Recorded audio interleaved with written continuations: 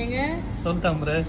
வெளிநாட்டு போன விளையாடுது சொல்றாங்களே, ஊர்ல போய் யாரும் நல்லது பண்ணா அவனுக்கு என்ன வெளிநாட்டு போன விளையாடுது அப்படின்றாங்க.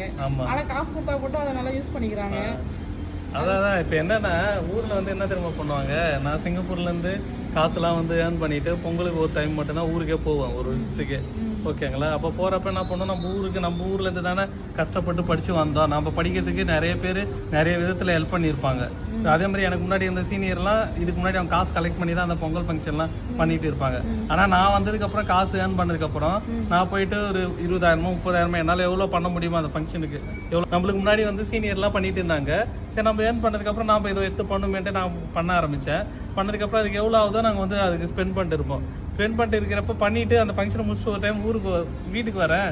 அப்போ எங்கள் அம்மா சொல்கிறாங்க, ஏன்டா தம்பி நம்ம போட்டு காசு எடுத்து போய் செலவு பண்ணிட்டு அவன் ஒன்று சொல்கிறான்டா அப்படின்னாங்க. என்னம்மா சொல்கிறாங்க அப்படின்னு கேட்டால், நீ போய் கஷ்டப்பட்டு காசு எடுத்தாந்து சம்பாரிச்சு செலவு பண்ணிக்கிற, ஊரில் அவனு ஒன்று சொல்கிறானுங்க, வெளிநாட்டு காசு வந்து இங்கே விளையாடுது அப்படின்றானுங்க, எதுக்குடா இதுக்கு உனக்கு தேவையில்லாத வேலை, எங்கன்னா உனக்கு தேவையான ஆசைப்பட்டது எதாவது வாங்கி சாப்பிட்றா அப்படின்னாங்க. எல்லாம் வந்து சொல்கிறானுங்க வெளிநாட்டு காசு விளையாடுதுன்னா நம்ம மரத்தில் பறிச்சு எடுத்துன்னு போகிறோம். நைட்டு தூங்காமல் காலையில இருந்து வேகமாக வேலைக்கு ஓடி தான் சம்பாரிச்சுன்னு போவோம். சரி, நம்மளுக்கு முன்னாடி இந்த சீனியர்லாம் எடுத்து பண்ணாங்களே, அப்போ காசு கூட கிடையாது, எல்லாம் கலெக்ட் பண்ணி பண்ணுவாங்க. சரி, நம்ம இப்போ சம்பாதிக்குமே நம்ம பண்ணுவோன்ட்டு நம்ம ஸ்பெண்ட் பண்ணி நாங்கள் பண்ணோம். நான் ஒரு 10 வருஷமாக பண்ணேன் இதை பொங்கல் ஃபங்க்ஷன். ஓகேவா? இப்போ வந்து என்ன சொல்கிறாங்கன்னா, நீ என்ன ஊருக்கு பண்ணிட்டேன்னு கேட்குறாங்க. ஓகேங்களா? நம்ம ஊருக்கு பண்ணது இதெல்லாம் பண்ணட்டான்னு சொன்னால் நீ வந்து எல்லாத்தையும் சொல்லி காமிக்கிறேன்னு சொல்கிறாங்க. சொன்னாலும் குத்தன்றானுங்க, சொல்லலாம் நீ என்ன பண்ணிட்டேன்னு கேட்குறாங்க. இது ஊருக்கு மட்டும் இல்லை, வீட்லேயும் இதே பிரச்சனை தான். வீட்லேயே நம்ம எதாவது பண்ணிட்டுன்னா வச்சுக்கேன், நீ என்ன பண்ணிட்டேன்னு கேட்பாங்க. அப்புறமேட்டு நம்ம இதெல்லாம் சொன்னா வச்சுக்கேன், இதெல்லாம் நான் பண்ணேன்னு, என்ன இப்போ நீ ஊரில் எல்லாத்தையும் பண்ணி தான் எல்லாத்தையும் பண்ணிட்டு சொல்லி காமிக்கிறேன்னுவாங்க.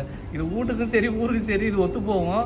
இதுலேருந்து என்ன சொல்கிறேன்னா, மக்களே யார் என்ன சொன்னாலும் சரி, நம்ம மனசாட்சி என்ன சொல்கிறதோ அதை கேட்டுட்டு நம்மளுக்கு முடிஞ்சது 4 பேருக்கு நல்லது பண்ணிட்டு போயிட்டே இருக்கிறது தான். எவ்வளோ நல்லது பண்ணாலும் அது குறை சொல்கிறதுக்கு ஒரு டீம் அது தனியாக அவங்க வந்து அது என்ன சொல்கிறது ரூம் போட்டு வச்சு வருவாங்க. என்னடா வளர்ந்துட போகிறான், இவன் பெரிய ஆள் ஆகிடுவான் போல், இவனை இப்படியே விடக்கூடாது, முடிச்சு விடணுமே அப்படின்ட்டு. யாரை பார்த்து யாரையும் இங்கே முடிக்க முடியாது. அப்படி முடிக்கின்ற நிறைய பேர் முடிச்சு விட்டுருக்கலாம். ஓகேங்களா? கடவுள் எல்லாரையும் பார்த்துருந்தாங்கிறாரு. ஓகேங்களா?